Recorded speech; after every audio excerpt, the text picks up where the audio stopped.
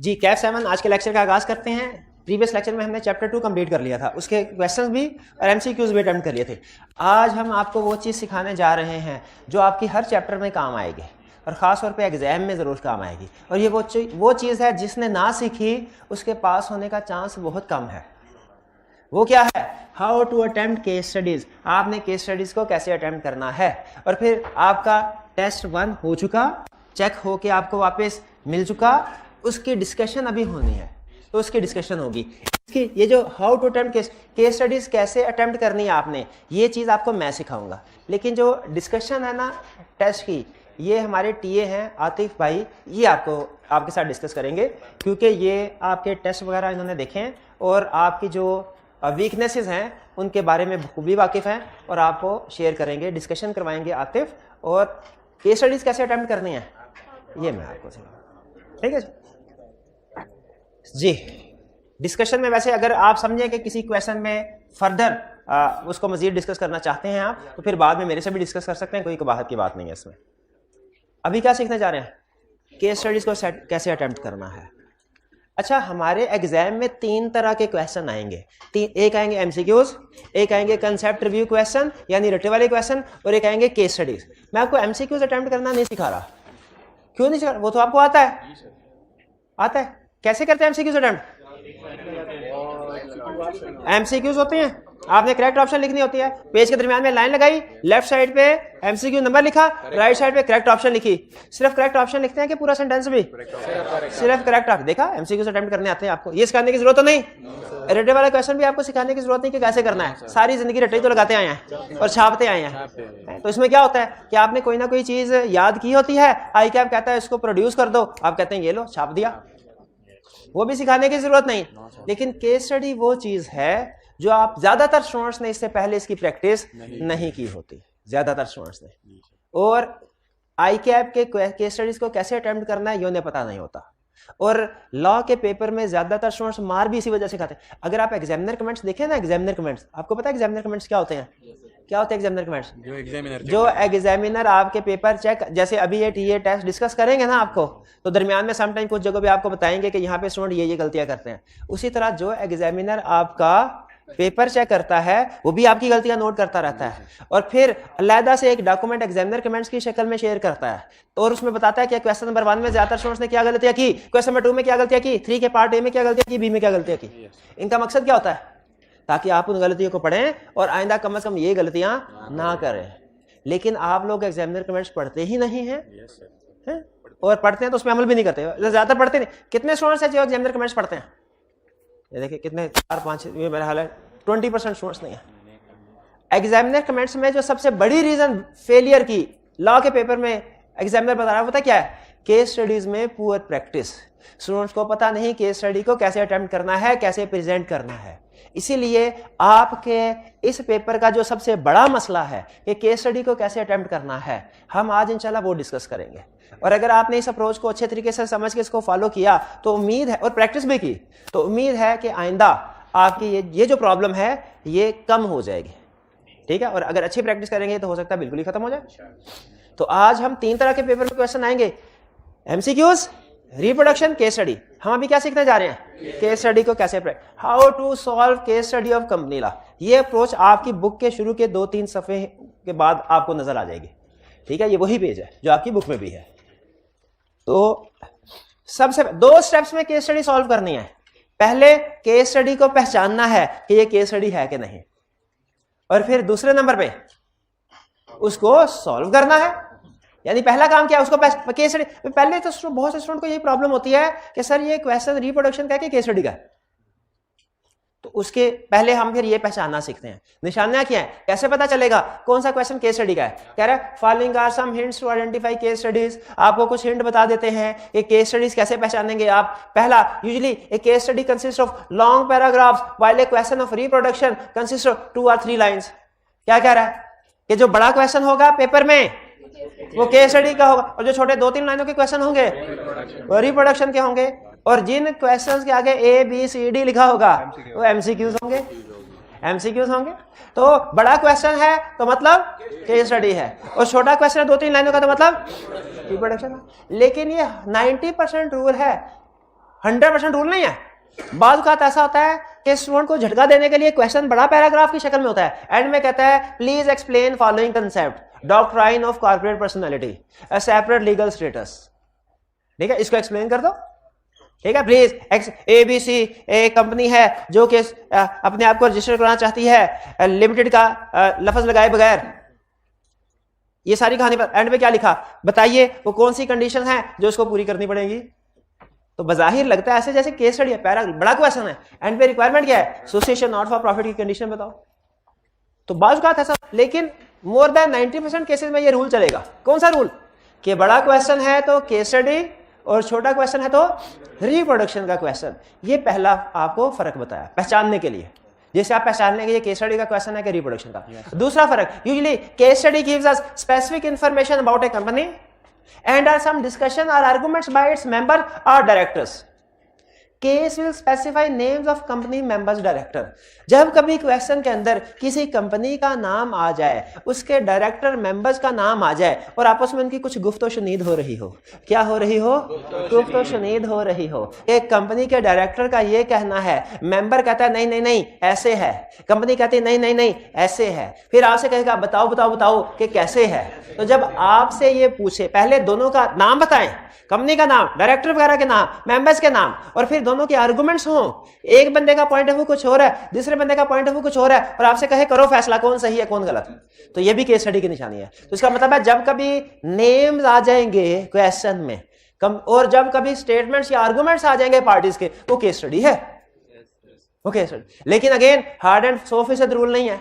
बाज़ औक़ात ऐसा भी होता है, एक हाकिम लिमिटेड कंपनी है, दूसरी महकूम लिमिटेड कंपनी है, बताइए वो कौन सी सिचुएशन है जिनमें हाकिम लिमिटेड महकूम की होल्डिंग बन सकती है। तो नाम यूज हुए हैं इसमें, लेकिन रिक्वायरमेंट रिप्रोडक्शन की है। लेकिन अक्सर क्या होगा, अक्सर ये तो कभी कभार की बात करा, मोर देन 90% केसेस में क्या होगा कि जब उसने नेम्स इस्तेमाल कर लिया क्वेश्चन में और कुछ आर्गुमेंट्स हैं कि मेंबर कह रहा है प्रॉक्सी वोट कर सकता है, कंपनी कह रही है प्रॉक्सी वोट नहीं कर सकता, बताओ इसमें क्या होगा। जब आर्गुमेंट्स देते हैं आपको, जब स्टेटमेंट्स देते पार्टी की, तो वो क्या होगा, केस स्टडी होगी। तो दो असूल बता दिए आपको, बताइए केस स्टडी कैसे पहचानेंगे, दो टिप्स बताइए एग्जाम में कैसे पहचानेंगे केस स्टडी है। बड़ा क्वेश्चन है केस स्टडी, छोटा क्वेश्चन है रिप्रोडक्शन। दूसरा, नेम्स वगैरह कंपनीज के हैं और मेंबर्स डायरेक्टर्स की आपस में कुछ डिस्कशन स्टेटमेंट है, केस स्टडी है। ठीक है, आगे चलते हैं। तीसरा, normally requirements of case study.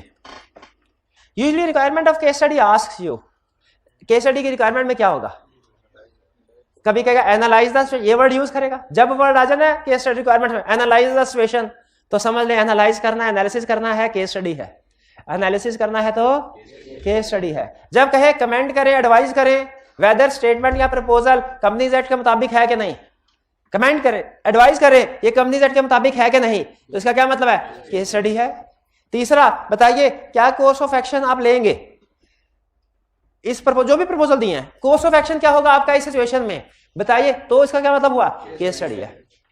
यानी केस स्टडी पहचानने की आपको 3 टिप्स बताए। पहली टिप, देख के फौरी तौर पहली नजर में। दूसरा, in body of the question को पढ़ के, इंफॉर्मेशन को पढ़ के, नेम्स यूज होंगे, स्टेटमेंट्स वगैरह यूज होंगी। तीसरा, रिक्वायरमेंट को पढ़ के। 3 हिंट्स आपको दिए केस स्टडी पहचानने के।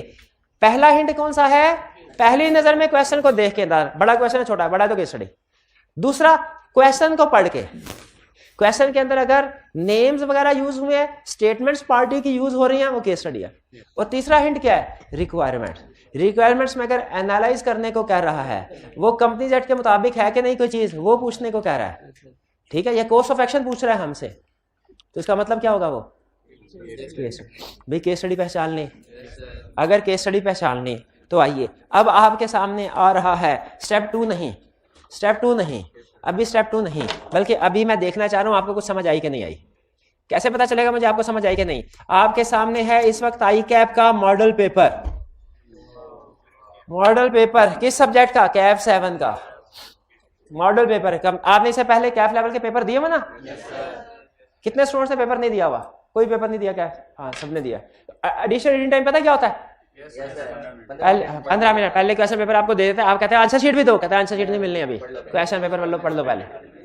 15 मिनट रीडिंग टाइम। इस 15 मिनट रीडिंग टाइम को जाया कैसे करना है ये आपको पता होगा, लेकिन इसको यूटिलाइज कैसे करना है ये आपको हम बताएंगे, ठीक है? वो बाद में बताएंगे, अभी नहीं। पहले देखें इंस्ट्रक्शन क्या कह रहा है, answer all 11 questions, no choice, choice is equal to selective studies, लिख ले, चॉइस इज इक्वल टू, दुनिया के जिस पेपर में, जिस एग्जाम में, जिस बॉडी में चॉइस होगी क्वेश्चन की, उसमें लाजमी सिलेक्टिव स्टडीज होगी। आई कैप में कभी चॉइस आपको नहीं मिलेगी, आई कैप सिलेक्टिव स्टडीज नहीं करवाना चाहता आपको, किसी पेपर में नहीं है। इको अब वो भी नहीं रही, इको भी नहीं रही, अब तो एमसीक्यूज बेस्ड हो गया ना सारा, पहले होते थे अब नहीं है। Answer in black pen only, multiple choice question must be answered in answer script only. MCQs किधर करने हैं, इसके ऊपर टिक नहीं मार देने, अलग आंसर शीट पे करना है, दरमियान में लाइन लगा के। अच्छा बताइए, ये पहला क्वेश्चन नंबर 1 पार्ट है, कौन सी टाइप का क्वेश्चन है? एम से पता चल गया, ABCD, एम से दूर से देख के पता चल गया, क्वेश्चन पढ़ने की जरूरत नहीं, क्वेश्चन देख के पता चल जाता है एमसीक्यू का। और ये वाला टेस्ट भी है, ये तो मुझे पता ही नहीं चला, पता नहीं चला। तो अच्छा आपकी प्रैक्टिस हो गई, इसका मतलब ये है कि आपको जो टेस्ट दिए जा रहे हैं वो आई कैप के लेवल के हैं, सही है, साबित हो गया। अच्छा हमारा इरादा नहीं था आई कैप के लेवल पे लेके जाने का, वो चला गया किसी ना किसी तरीके। 12 चलें आगे चलते हैं। क्वेश्चन 2 ये भी एमसीक्यू बेस्ड है, क्वेश्चन 3 ये भी एमसीक्यू बेस्ड है, 4 भी, 5 भी, 6, 7। अच्छा एक चीज आपने नोट की है, आई कैप आपके साथ करता क्या भला?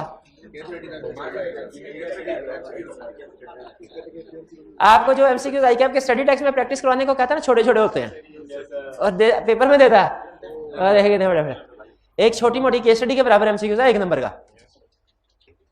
हाँ जी छोटी मोटी केस स्टडी है। ये अगला क्वेश्चन भी देख, इतने बड़े क्वेश्चन आपको आई कैप की बुक में नॉर्मली नहीं मिलेंगे। इसका मतलब ये है आई कैप के सारे एमसीक्यूज करके आप ये नहीं कह सकते कि हमारी एग्जाम लेवल की प्रिपरेशन, आपको मजीद प्रैक्टिस करनी पड़ेगी। ये भी MCQs, next MCQs, next MCQs, ये भी एमसीक्यूज, एमसीक्यूज, एमसीक्यूज, 15 एमसीक्यूज। अब बताएं ये एमसीक्यूज हो गए, इसका मतलब 15 नंबर के एमसीक्यूज आएंगे। क्वेश्चन 2 बताइए, रिप्रोडक्शन का क्वेश्चन है के केस स्टडी का, अकबर खालिद, नाम बता, पहला तो पैराग्राफ आ गया, फिर अकबर खालिद नाम आ गया, और सही रिक्वायरमेंट भी, comment on validity and suggest how over, तो इसका मतलब है ये केस स्टडी। आगे चलते हैं, पहचान लिया आपने। क्वेश्चन 3 ये भी केस स्टडी, ठीक है, नेम दिया। अच्छा लेकिन याद रखें, बाज़ औक़ात मैंने आपको बताया ऐसा होता है कि नेम यूज करता है लेकिन रिक्वायरमेंट सीधी होती है इसकी, तो ये मुझे छोटा, ये दरमियाना लग रहा है, ठीक है। हाँ इसमें आप क्वेश्चन को पढ़ेंगे ना तो बज़ाहिर लग रहा है जैसे केस स्टडी स्टाइल में है, लेकिन असल में जब आप ये टॉपिक पढ़ लेंगे तो आपको पता चलेगा ये रिप्रोडक्शन का क्वेश्चन है। ये वाला क्वेश्चन 3 रिप्रोडक्शन का क्वेश्चन है। बाज़ औक़ात रिप्रोडक्शन के क्वेश्चन में भी नेम यूज कर लेता है ना, तो ये जब आप टॉपिक पढ़ लेंगे तब आपको पता चल जाएगा। फिलहाल सिर्फ आपकी जो सिखाया ना उसके लिहाज से प्रैक्टिस करवा रहा हूं। क्वेश्चन नंबर 4, क्वेश्चन नंबर 4 क्या है? बज़ाहिर नहीं, बज़ाहिर पैराग्राफ, लेंथी पैराग्राफ है, बिल्कुल ये लेंथी पैराग्राफ है। लेंथी पैराग्राफ केस स्टडी होती है कि रिप्रोडक्शन? केस स्टडी होती है। और फिर रिक्वायरमेंट में भी कह रहा है ये discuss the options available to FL, for discussion करनी हमने ऑप्शंस की, ये केस स्टडी है, ये केस। 5A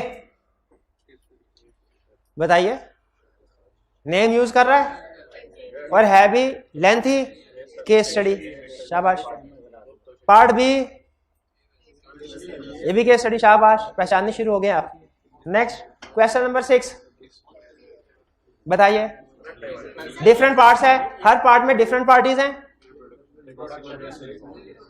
ये बताइए।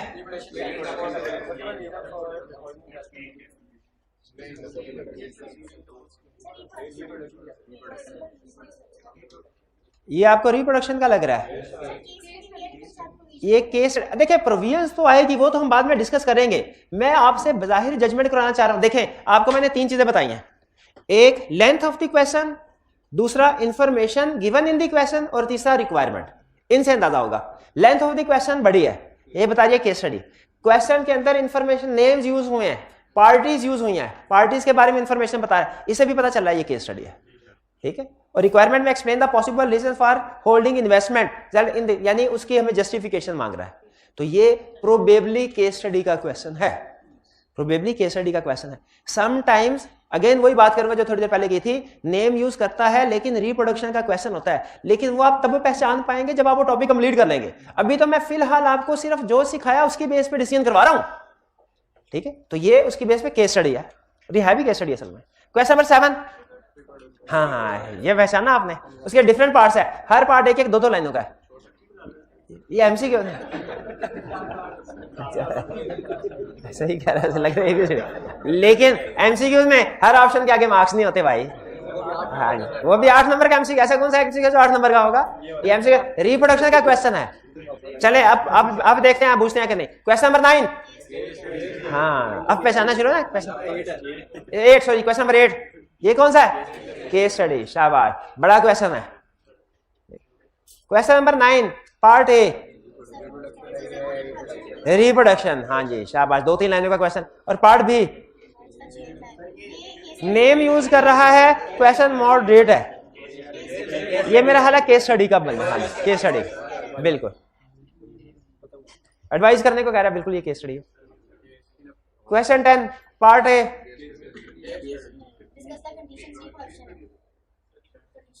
कंडीशन, हाँ कंडीशन रिप्रोड्यूस करने को कह रहा है, शाबाश, कंडीशन रिप्रोड्यूस करने को कहता है। तो दान भी जब कंडीशन रिप्रोड्यूस करने को कहता है, रिप्रोडक्शन का क्वेश्चन है, कंडीशन कह रहा है ना, बताओ डिस्कस करो। लेकिन देखिए उसमें नाम यूज किए हुए हैं, तो मैंने आपको बताया नेम यूज करने के बावजूद भी क्वेश्चन रिप्रोडक्शन का हो सकता है, ठीक है। बजाहिर ये मॉडरेट लेवल का है, लेंथ का है, ये रिप्रोडक्शन का भी हो सकता है, केस स्टडी का भी। लेकिन अगर जब ये टॉपिक पढ़ लेंगे ना आप, तो उस वक्त आपको पता चलेगा कि ये केस स्टडी का क्वेश्चन, ये रिप्रोडक्शन का क्वेश्चन है। बी 10 का पार्ट भी, ये केस स्टडी है, शाबाश, केस स्टडी शाबाश। 11 का पार्ट है रिप्रोडक्शन, शाबाश, पार्ट बी रिप्रोडक्शन। अच्छा, तो इस मॉडल पेपर के एनालिसिस से हम जिस नतीजे पे पहुंचे मैं आपके साथ शेयर कर रहा हूं, आपने मुझे ओके करना है। पहला, हमारे पेपर में 3 तरह के क्वेश्चन आएंगे, एमसीक्यूज देखते ही हम पहचान लेंगे, ओके। जो ज्यादातर केस स्टडीज हैं वो भी देखते ही हम पहचान लेते हैं हिंट्स की मदद से, और ज्यादातर क्वेश्चन जो रिप्रोडक्शन के क्वेश्चन है वो भी देख के पहचान लेते हैं। समटाइम कुछ क्वेश्चन ऐसे होते हैं जो दरमियाने लेंथ के होते हैं, यानी 6-7 लाइंस हैं और उनमें नेम भी यूज किए होते हैं, उनमें हम डिसीजन अभी नहीं कर पा रहे। ऐसे 2-3 क्वेश्चन ऐसे आए ना जिनमें हम डिसीजन नहीं कर पाए कि रिप्रोडक्शन का है कि केस स्टडी का है। ऐसे क्वेश्चन में जब आप ये टॉपिक पढ़ लेंगे ना, उसके बाद रिक्वायरमेंट पढ़ के आपको अंदाजा हो जाएगा। नॉर्मली इस तरह के क्वेश्चन रिप्रोडक्शन के होते हैं नॉर्मली, लेकिन बहरहाल आपको जब वो टॉपिक पढ़ लेंगे तो अंदाजा हो जाएगा। फिलहाल मैंने आपको ये बताया कि आपका सबसे पेपर में पहला डिसीजन ये होगा कि जो क्वेश्चन मैं अटेम्प्ट करने जा रहा हूं ये केस स्टडी है भी कि नहीं। तो आपने मोर देन 80% क्वेश्चन में केस स्टडी कर ले, आइडेंटिफाई कर ली कि ये केस स्टडी है। ऐसे अटेम्प्ट करना भी नहीं सिखाया, आइडेंटिफाई कर ली ना। अच्छा मुझे बताइए, अभी जो आपने पेपर देखा है उसकी बेस पे आपके पेपर में ज्यादातर रिप्रोडक्शन के क्वेश्चन आएंगे कि केस स्टडीज? Case studies. इसका मतलब है केस स्टडीज को सीखना हमारे लिए इसलिए भी जरूर, अगर हम सारे का सारा 100% याद भी कर लेना लेकिन केस स्टडी नहीं सीखी तो पास नहीं हो सकेंगे। तो अब हमने 80% से ज्यादा केसेस में ये पहचानना सीख लिया कि हमारे सामने जो क्वेश्चन है वो रिप्रोडक्शन का है या केस स्टडी का है। इससे एग्री करते हैं? ठीक है। अभी आपने 3 हिंट्स अपने सामने रखने हैं, length of the question, information given in the question और वर्ड्स यूज्ड इन रिक्वायरमेंट। इन 3 से हम अंदाजा लगाते हैं केस स्टडी है कि नहीं। अब अगर रिप्रोडक्शन है छापा मार देंगे, केस स्टडी है तो क्या करना है? नेक्स्ट स्टेप पे जाते हैं, how to attempt case study of कंपनेरा। केस स्टडी को कैसे? अपने आंसर को 2 हिस्सों में डिवाइड करें, अपने आंसर को 2 हिस्सों में डिवाइड करें। जब कभी कोई पूछे कि केस स्टडी को, लॉ की केस स्टडी को कैसे सॉल्व करना है, जब कभी कोई भी पूछे लॉ की केस स्टडी को कैसे सॉल्व करना है, तो आपने कहना है जैसे जज करता है। जज कैसे करता है? कानून की दफा ताजीरात पाकिस्तान दफा 302 के तहत फांसी दी जाती है क्योंकि इसने मर्डर किया है, साबित हो गया मर्डर किया है। कानून ताजीरात पाकिस्तान, कोई पूछे केस स्टडी, पूछे लॉ की केस स्टडी कैसे सॉल्व करनी है सर, लॉ की केस स्टडी जैसे जज करता है सॉल्व कैसे? ताजीरात पाकिस्तान की दफा 420 के तहत ए बंदा मुर्गी चोर है, इसको 3 महीने की सजा दी जाए। इसमें जब आप देखें, नहीं मुर्गी के साथ ना सजा दी जाए, मुर्गी तो पेट में होगी इसके। तो इसमें अगर आप देखें ना, इस जुमले में 3 चीजें हैं, नोट कीजिए। एक, ताजीरात पाकिस्तान की दफा 302, दफा 420, ये क्या है? ये है रेलिवेंट लीगल प्रोविजन, नहीं रेलिवेंट लीगल प्रोविजन। रेलिवेंट इसलिए कहा, ये ना हो केस 302 का हो दफा 420 की लिख दे आप, ये ना केस 420 का हो दफा 302 की लिख दे, ऐसे नहीं लिखना। रेलिवेंट लीगल प्रोविजन का मतलब क्या है? पूरा कंपनी एक्ट आपने पढ़ लिया है, लेकिन केस जिस इशू जिस प्रोविजन पे बेस कर रहा है सिर्फ वही लिखनी है, सिर्फ वही लिखनी है। डायरेक्टर के डिस्क्वालिफिकेशन की 10 कंडीशंस हैं। क्या जब केस स्टडी आएगी डिस्क्वालिफिकेशन डायरेक्टर की 10 की 10 लिख देंगे? नहीं, सिर्फ वो एक जिसके ऊपर क्वेश्चन बेस कर रहा है। क्वेश्चन डिफॉल्टर वाली कंडीशन पे बेस कर रहा है तो डिफॉल्टर वाली प्रोविजन लिखेंगे। क्वेश्चन स्पाउस वाली कंडीशन पे बेस कर रहा है तो स्पाउस वाली कंडीशन लिखेंगे। क्वेश्चन ब्रोकरेज वाली कंडीशन पे बेस कर रहा है, ब्रोकरेज वाली कंडीशन लिखेंगे। ये है रेलिवेंट लीगल प्रोविजन। तो हर फैसले में, हर केस स्टडी में 3 चीजें होनी चाहिए। पहला रेलिवेंट लीगल, दूसरा डिसीजन के फांसी दी जाए, 3 महीने की कैद दी जाए, डिसीजन। और तीसरा बेसिस ऑफ डिसीजन कि ये फांसी क्यों दी? क्योंकि ये साबित हो गया मुर्गी चोर है, और ये क्वेश्चन में उसने बताया होगा कि उसने मुर्गी कैसे चोरी की है। ये क्वेश्चन में उसने बताया हो, हमने सिर्फ लिंक करना है। तो जब आपने केस स्टडी सॉल्व, पहले स्टेप में आपने पहचानना है कि केस स्टडी है कि नहीं, दूसरे स्टेप में इसको सॉल्व करना है। तो आपका आंसर 2 हिस्सों में डिवाइड होना चाहिए। पहले हिस्से में रेलिवेंट लीगल प्रोविजन और दूसरे में decision and bases of decision. Relevant legal provision क्या होती है? Relevant, think about the chapter and learning objective on which this case is. Case पढ़ने के बाद सोचें ये किस चैप्टर का क्वेश्चन है, ये किस लर्निंग ऑब्जेक्टिव, ये डायरेक्टर्स वाले चैप्टर में से आया है, और कौन सा लर्निंग, डिस्क्वालिफिकेशन वाला, ठीक है। तो फिर उसमें जो रेलिवेंट डिस्क्वालिफिकेशन है उसको लिख दीजिए। इसका मतलब पता है क्या हुआ? इसका मतलब यह हुआ केस स्टडी रिप्रोडक्शन होती है। इसका मतलब क्या हुआ? केस स्टडी में भी रिप्रोडक्शन होती है। केस स्टडी में किस जगह रिप्रोडक्शन होती है? Relevant legal provision, relevant legal provision में, ठीक है। रेलिवेंट लीगल प्रोविजन लिख दी। रेलिवेंट लीगल प्रोविजन कैसे पता चलेगी कौन सी लिखनी है?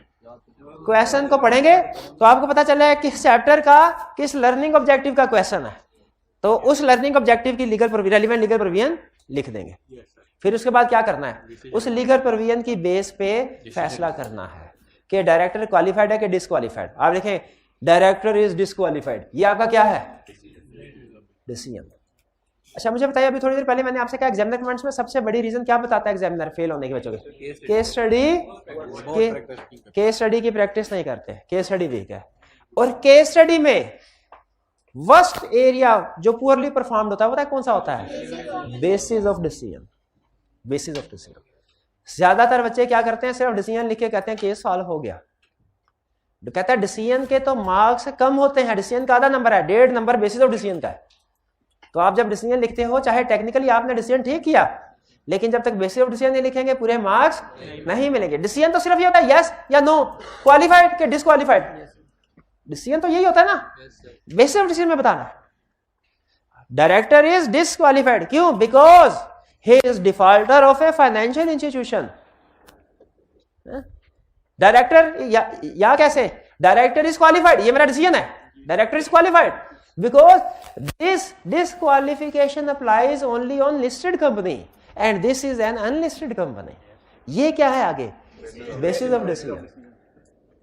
तो yes या no, क्वालिफिकेशन ये डिसीजन है, और आगे because basis of decision। तो बताइए एग्जाम में सिर्फ डिसीजन लिखना है कि डिसीजन और बेसिस ऑफ डिसीजन दोनों लिखने हैं? दोनों लिखने हैं। यही समझा रहा है कि पहले रेलिवेंट लीगल प्रोविजन लिखे।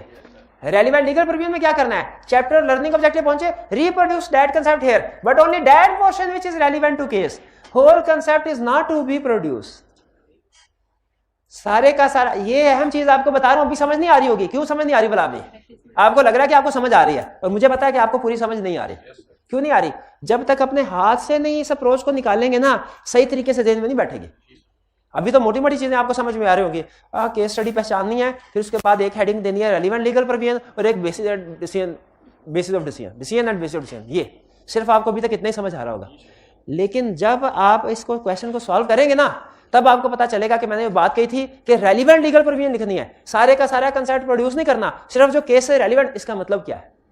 जब आप क्वेश्चन खुद से करेंगे और सोल्यूशन के सोल्यूशन के साथ कंपेयर करेंगे तब पता चलेगा इस बात का कि रेलिवेंट लीगल प्रोविजन में और लीगल प्रोविजन में क्या फर्क है। लेकिन अभी फिलहाल अगर आप सुन लें और याद भी कर लेना तो बहुत है, अभी का मकसद यही है, क्योंकि अभी तो 3-4 महीने पड़े हैं आपको समझाने के, प्रैक्टिस करवाने के लिए। फिर कह रहे हैं हाँ कभी कभार ऐसा होता है कि किसी केस स्टडी के नंबर बहुत कम होते हैं, होता है ऐसा 1-2 नंबर, कहता है उसमें फिर आप झटका अप्रोच लगाएं। क्या झटका अप्रोच? डायरेक्ट सीधा decision and bases of decision पे आ जाए। रेलिवेंट लीगल प्रोविजन 1-2 नंबर का क्वेश्चन हो तो लिखने की जरूरत नहीं है। 3 नंबर का हो फिर भी ना, नहीं सॉरी 3 नंबर का हो फिर लिखें। लेकिन एक क्वेश्चन ऐसा था 3 नंबर का था, उसमें उसने 2 चीजें पूछ ली थी, फिर नहीं लिखा था हमने। हाँ ठीक है, तो नॉर्मली अब 2 चीजें आ गई तो जाहिर है वो 1.5 नंबर का हो गया ना, तो उसमें फिर रेलिवेंट लीगल प्रोविजन नहीं। तो जब आप बुक में देखेंगे ना, कुछ केस स्टडी के सॉल्यूशन में रेलिवेंट लीगल प्रोविजन लिखी होगी, कुछ में नहीं लिखी होगी। बताइए क्यों नहीं लिखी होगी कुछ केस स्टडीज के सॉल्यूशन में? हाँ जी, उनके नंबर कम होंगे, 1-2 नंबर होंगे जी।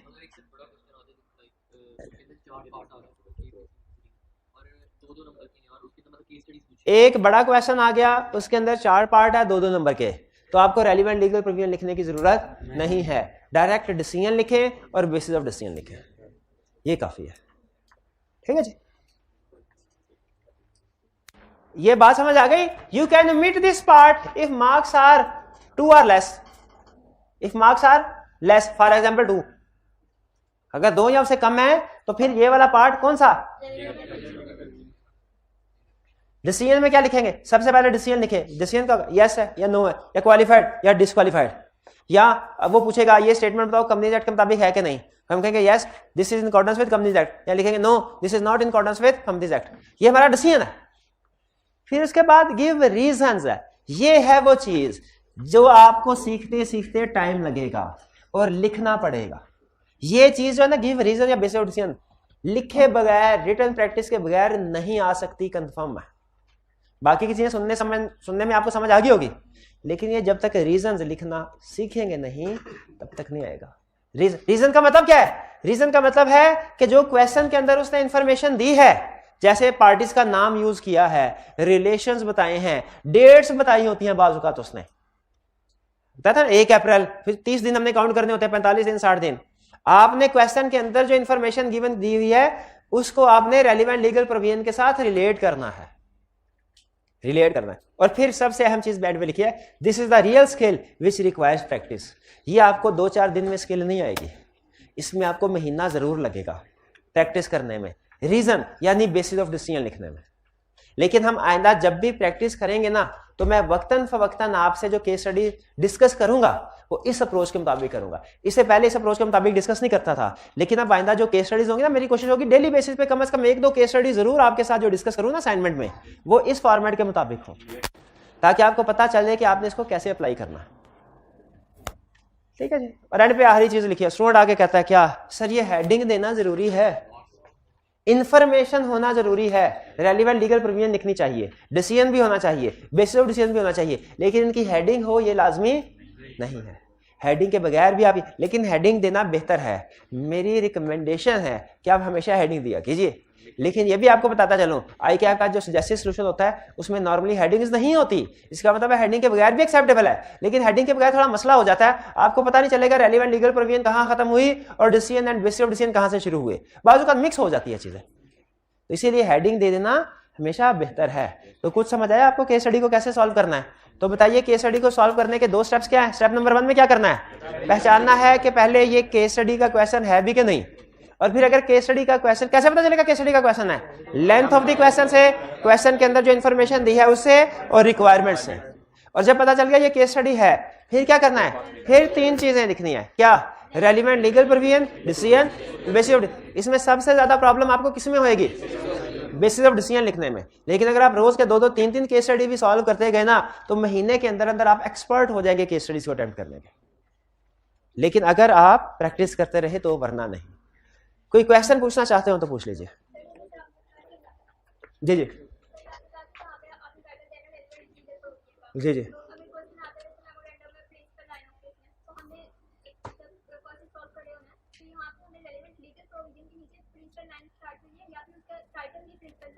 नहीं, यहाँ पे हेडिंग हमेशा रेलिवेंट लीगल प्रोविजन ही आएगी। यानी अगर वो डायरेक्टर्स की डिस्क्वालिफिकेशन के ऊपर केस स्टडी बना रहा है तो यहाँ पे हेडिंग आपने डिस्क्वालिफिकेशन ऑफ डायरेक्टर नहीं लिखनी। या अगर principal line of business, company के प्रिंसिपल लाइन ऑफ बिजनेस पे केस स्टडी बना रहा है तो यहाँ पे heading principal line of business नहीं आएगी, हेडिंग क्या आएगी? रेलिवेंट लीगल प्रोविजन ही। हाँ, इसको एक्सप्लेन करते हुए आप प्रिंसिपल लाइन ऑफ बिजनेस वाली रिक्वायरमेंट करेंगे या क्वालिफिकेशन डिस्क्वालिफिकेशन वाली रिक्वायरमेंट लिखेंगे। ठीक है, इसी तरह यहाँ पे भी हेडिंग आपकी decision and bases of decision नहीं आएगी। हेडिंग में यस नो नहीं करना, heading decision and bases of decision नहीं आएगी। नीचे पहली लाइन में डिसीजन लिखना है और दूसरी लाइन में बेसिस ऑफ डिसीजन। उसका टॉपिक का नाम ही लिखने की जरूरत नहीं है क्योंकि ये अंडरस्टूड, वो आप अपने जहन में कर रहे होंगे यार। डायरेक्टर्स वाला मीटिंग वाला है, मीटिंग वाला कौन सा चैप्टर था, उसमें कौन सा ये कंसेप्ट था, एजीएम वाला था, एक्सटेंशन वाला। तो आप रेलिवेंट लीगल प्रोविजन लिखेंगे एक्सटेंशन की, डिसीजन और फिर बेसिक डिसीजन लिखेंगे।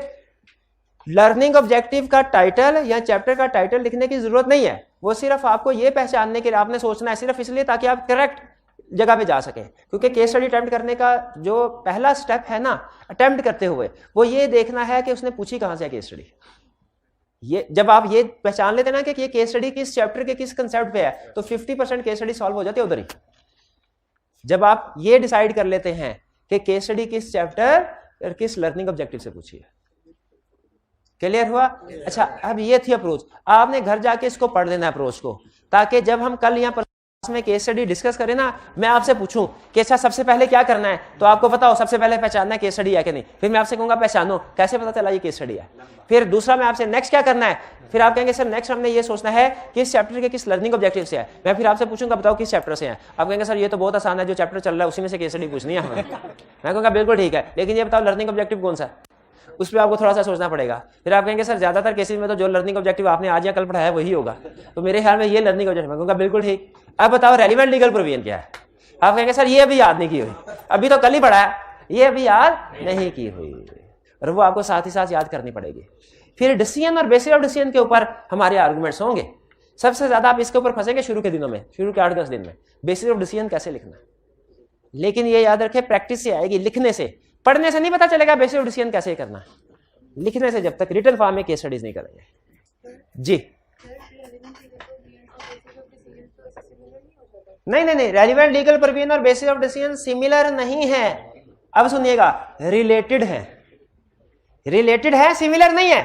क्योंकि रेलिवेंट लीगल प्रोविजन की बेस पे ही हमने उसे बेसिस ऑफ डिसीजन लिंक करवाया।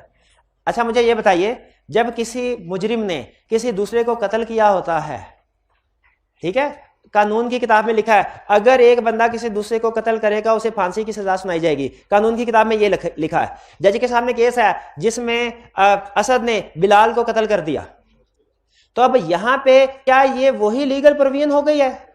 ये कि नहीं, नेम वगैरह डिफरेंट है लेकिन लिंक कर रहा है, क्योंकि केस के फैक्ट्स को लीगल प्रोविजन से रिलेट करना होता है फैसला करने के लिए। अगर केस के फैक्ट लीगल प्रोविजन से रिलेट हो जाए वही फैसला हो गया। तो बेसिस ऑफ डिसीजन का मतलब क्या होता है कि आपको उसने जो केस की इंफॉर्मेशन दी है ना, आपने उसको लीगल प्रोविजन के साथ रिलेट करना है। अगर रिलेट हो गया, जो लीगल प्रोविजन में लिखा है केस में भी वही हुआ, तो इसका मतलब है वो फैसला कर दो आंखें बंद करके जो लिखा हुआ है। ठीक है,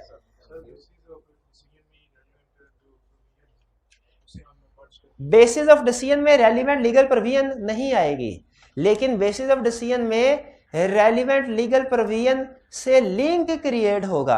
यानी यूं समझ लीजिए आसान अल्फाज, चलें आपकी लैंग्वेज में आपको बता देता हूं। आपने बेसिस ऑफ डिसीजन में रेलिवेंट लीगल प्रोविजन को ही एक तरह से दोबारा लिखना है, लेकिन जनरल फॉर्म में नहीं, जो केस स्टडी में नाम वगैरह दिए हुए उस शक्ल में।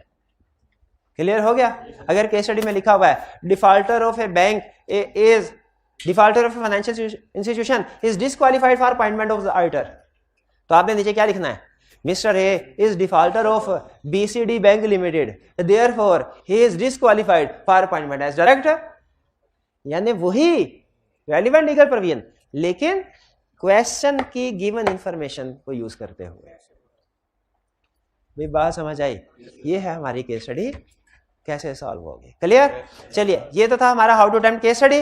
हमारे लेक्चर का ये हिस्सा यहाँ पे खत्म होता है। अब बाकी नेक्स्ट आगे लेक्चर में हम इंशाल्लाह चैप्टर को भी आगे लेके चलेंगे और इस अप्रोच के मुताबिक अब केस स्टडी को भी सॉल्व करेंगे। अब हम जितनी भी केस स्टडी सॉल्व करेंगे इसी अप्रोच को फॉलो करना है हमें। ठीक है जी, लेक्चर का ये हिस्सा यहाँ पे खत्म करते हैं। लेकिन अभी आपने जाना नहीं भैया, आपने शायद देखा नहीं आज क्या कुछ करना है। आज टेस्ट 1 की डिस्कशन भी होनी है, तो हमारे भाई तैयार बैठे हैं डिस्कशन करने के लिए। तो अभी आप बैठे रहिए, लेक्चर का ये हिस्सा खत्म। अब मैं उधर जाके बैठूंगा बेंच पे और हमारे आतिफ भाई आपके साथ डिस्कशन करेंगे। जी पास कीजिएगा जी। लेक्चर के सेशन में हम अपने कैफ 7 कंपनी ला के टेस्ट 1 की डिस्कशन करने जा रहे हैं। क्वेश्चन पेपर है ना सबके पास? ठीक है, ये कुछ इंस्ट्रक्शंस है एग्जामिनर्स के लिए। Answer all 5 question. हमारे पास कोई ऑप्शन नहीं है कि हमने 4 अटैम्प्ट करने हैं सवाल, 3 अटैम्प्ट सवाल अटैम्प्ट करने हैं। सारे सवाल जितने भी हम सीए करने हैं तो सीए करेंगे, सारे सवाल अटैम्प्ट करेंगे। Answer in black pen only. मैं यहाँ पे बोर्ड पे 3 कलर यूज़ कर सकता हूँ ब्यूटिफिकेशन के लिए, आप लोग नहीं कर सकते, आप लोग एक ही करेंगे। एमसीक्यूज हमने एक पेज पे ही अटेम्प्ट करने हैं। कुछ बच्चे ऐसे करते हैं कि एक ही एमसीक्यूज के एक पार्ट जो है वो एक पे करते हैं, एक एमसीक्यूज कहते हैं सर अगले पेज पे करें, बाकी क्या करें। नहीं, वो एक ही पेज पे करने हैं सारे एमसीक्यूज। वो हमारे जो क्वेश्चन होते हैं उसमें हमने जो सब पार्ट है वो अलग अलग क्वेश्चन पे अटेम्प्ट करने हैं, लेकिन एमसीक्यू सारे एक ही पेज पे अटेम्प्ट होंगे। तो डिस्कशन की तरफ चलते हैं। Question number 1, select the most appropriate answer for the option available for each MCQs है। ठीक है, चल गया पता।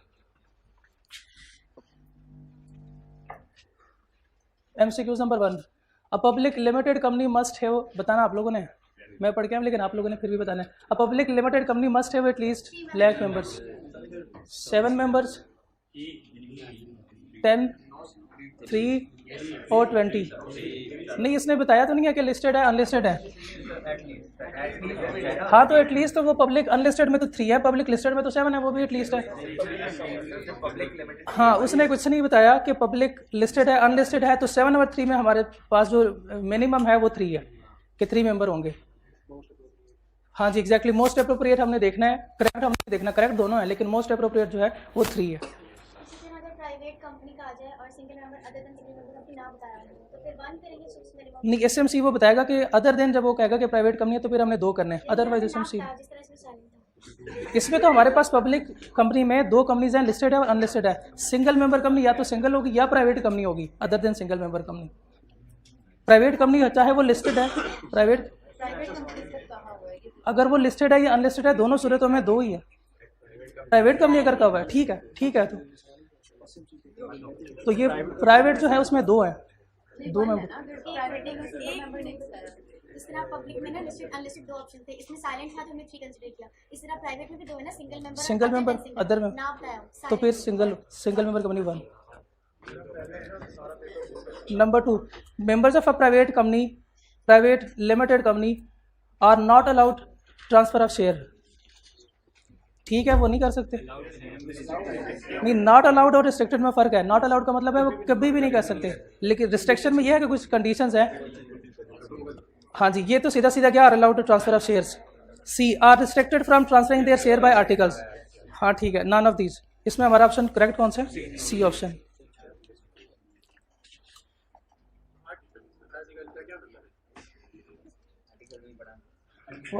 पढ़ लिया हमने। Number 3, to what extent is a member of company which is limited by guarantee. Type of company को हमने अंडरलाइन करना है कि कौन सी कंपनी है ये। Personally liable for the company debt, he is personally liable for all the company debt. नहीं, हमने पढ़ा है फीचर्स में कि company itself liable for all the debts of the company, लेकिन उसके कुछ एक्सेप्शंस भी थी कि अगर वो नहीं कर सकती तो लिमिटेड बाय गारंटी के केस में क्या होगा, और अगर शेयर है तो उस केस में क्या है। तो he is personally liable for all the company, नहीं, ऑल डेट्स के लिए नहीं है। He is personally liable for the debt of the companies is bound up, यहाँ तक तो ठीक है, लेकिन ऑल द कंपनी डेट्स के लिए नहीं है। C option, his personal liability is limited to the amount set out in the memorandum of association to be paid on winding up. ये ऑप्शन सही है। His personal liability is limited to the amount set out in memorandum at any time, नहीं at any time, नहीं at time of bound up of the company. तो correct option हमारे पास C है। A holding company is one which hold more than 50% of the voting securities। नहीं, हम सही है ये option.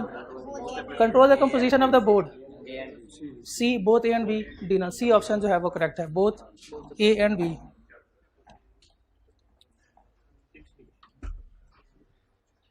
If application for reservation of the company is approved, यहाँ पे एप्लीकेशन जो है वो अप्रूव्ड हो गई है। Name shall remain reserved for the period of 30, 45, 60, 90 days। 30 days भी तो हमने पढ़े हैं। और 45 डेज 60 डेज। हाँ जी,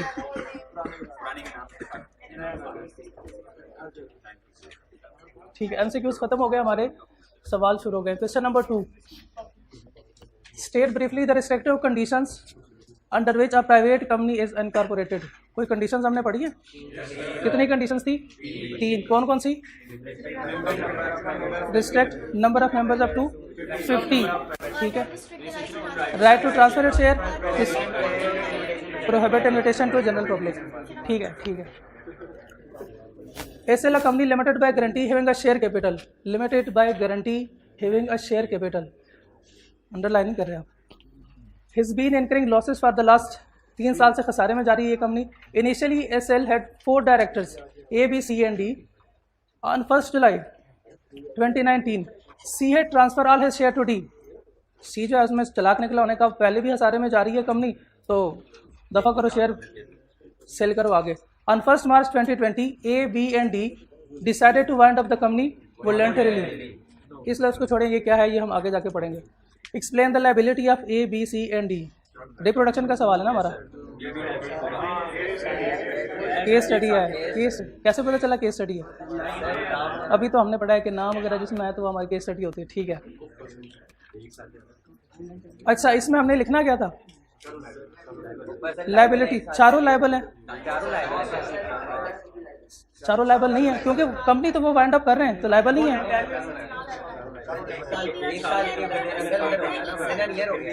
ठीक है।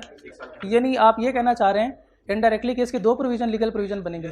पहली लीगल प्रोविजन कैसे होगी कि ऑल द के members are liable to contribute to the asset of the company at time of wound up of the company. यही ना, ऐसे ही है ना। एक बात इसमें और भी लिखी हुई थी कि जो अमाउंट जो है वो उन्होंने लिखी हुई है मेमोरेंडम ऑफ सिस्टम में जो मेंशन्ड है उससे ज़्यादा नहीं हो सकती, थी ना ये लाइन, कि जो मेमोरेंडम में उन्होंने अमाउंट स्पेसिफाई की है उतनी अमाउंट होगी, इससे ज़्यादा नहीं हो सकती। अच्छा, तो ठीक है। इसके अकॉर्डिंग हमारा डिसीजन और बेसिस ऑफ डिसीजन क्या बनेगा कि A, B and D are liable. ये लायबल हैं, कैसे हैं liable?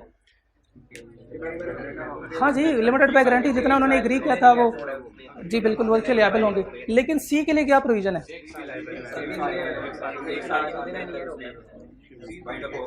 Member is liable to contribute, आगे after 1 year he ceases to be the member of the company, he contracted before, हाँ जी, ceases to be the member of the company।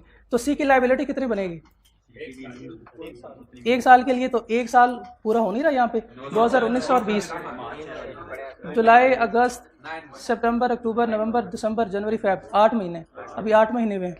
1 जुलाई है ना, ये देखें 1 मार्च है, तो जुलाई का महीना आएगा लेकिन मार्च का नहीं आएगा, तो 8 महीने अभी हुए हैं, यानी 1 साल पूरा भी नहीं हुआ। तो ठीक है, वो लायबल है कि नहीं है ना? लायबल।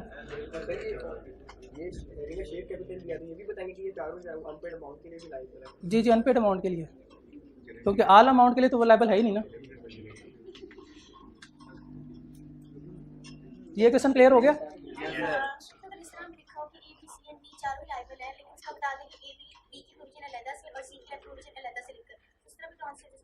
जी जी बिल्कुल, आंसर भी ठीक है।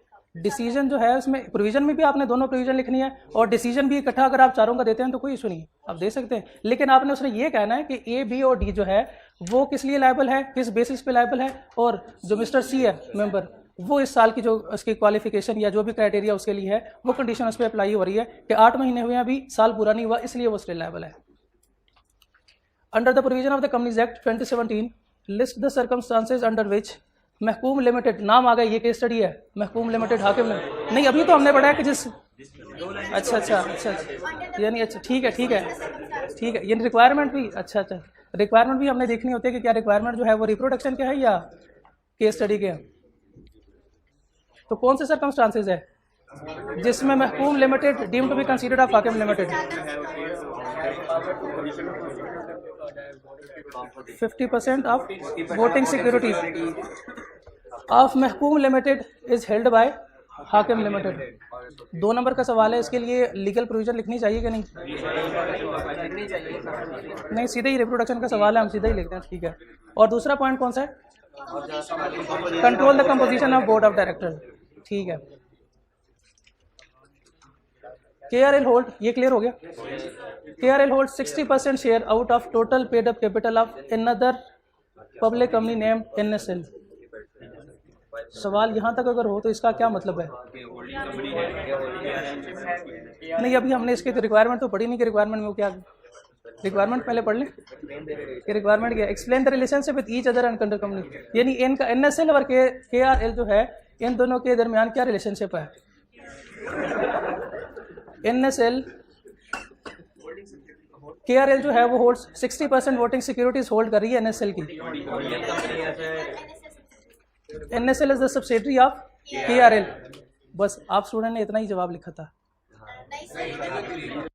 और बहुत थोड़े स्टूडेंट, तकरीबन 20% स्टूडेंट ने ये सवाल पूरा अटेम्प्ट किया है। उन्होंने साथ ये भी लिखा है बिकॉज, क्यों, किस वजह से 60% ऑफ 50% से ज़्यादा जो है वो वोटिंग सिक्योरिटीज हेल्ड कर रही है, इस वजह से ये कंपनी जो है इसकी सब्सिडियरी है। NSL further owns 14% shares of TIL. NSL also entered into an agreement with other subsidiary of TIL to appoint 4 out of 7 directors on the board of directors of TIL. हाँ जी, control the composition of board of directors, इसका मतलब क्या है control composition of board? हाँ जी, total out of, maximum out of total जो है, अगर उनके पास अपॉइंटमेंट की अथॉरिटी आए तो उसको कहता है control the composition of board. लेकिन ये हमने 2 की बताई है रिलेशनशिप, तीसरा KRL और TIL का। मुझे ऐसे समझ नहीं आएगी, मुझे नहीं आई समझ।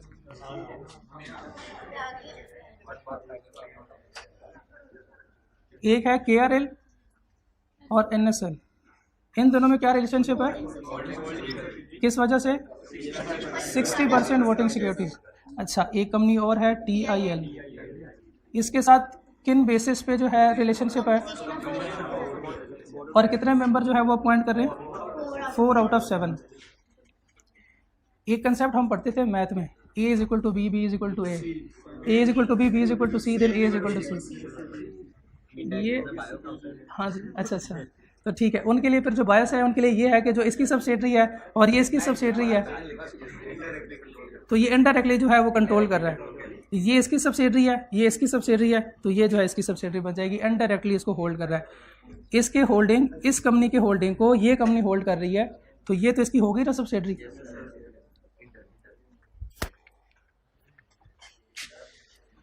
ये क्लियर हो गया? आप पहले फर्स्ट टाइम जो है ऊपर हेडिंग में पूरा नाम लिख लें, उसके बाद जो है अगर आई कैप ने सवाल में यही यूज़ किया एब्रीवेशन, तो आप एब्रीवेशन यूज़ कर सकते हैं, लेकिन आपने एक दफ़ा ये पूरा नाम लाजमी लिखना है। सोल्यूशन हमने बनाया, इसलिए आई कैप नहीं बनाया।